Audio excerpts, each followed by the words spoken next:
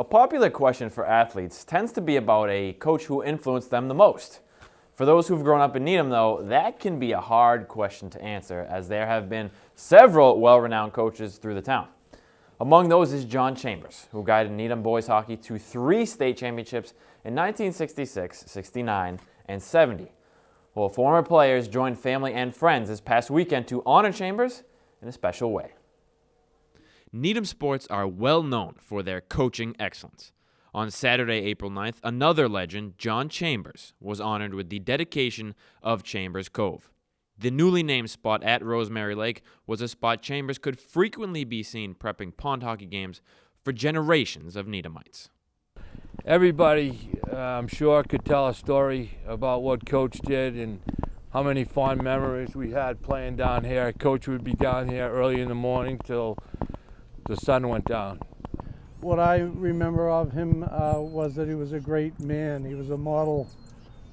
He was a model for me from when I was a kid. But what I came to appreciate was how hard working John was for his family, and to see that his kids had everything. No, I just can't say enough about Coach Chambers and what he meant to me in my life, and I'm sure everybody here how much he meant to them as coach and a person and everything else. So I want to thank everybody for coming today. I want to thank everybody for the donations that they've made. Chambers' former players remember a man with unending knowledge, preparation, and quick wit.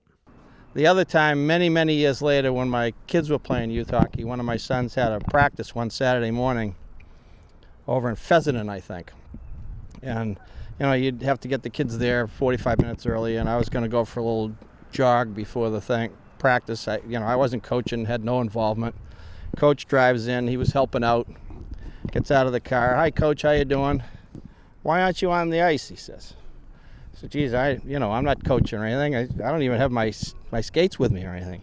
He looks me right in the eye and he says, "You should have your skates with you at all times." My senior year, got a penalty after the game was over. Coach, as I said, wasn't a man of many words. He came up to me. He always called everybody son.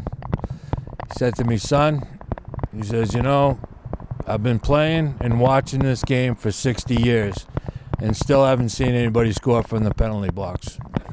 So, and how true that was.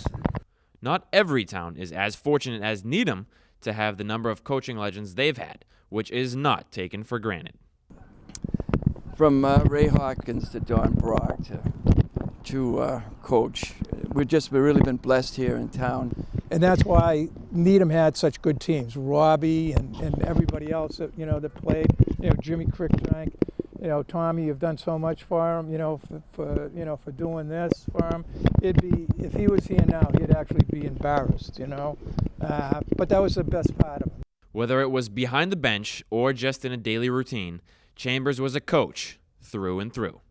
The best other story I have with John is he's down at Quincy, and his daughter used to take him down there in his last couple of seasons. And I talked to a couple of 70-year-olds, and of course John's in his late 80s, and he says he still tells us what to do and where to go, and we do it. So he never stopped coaching.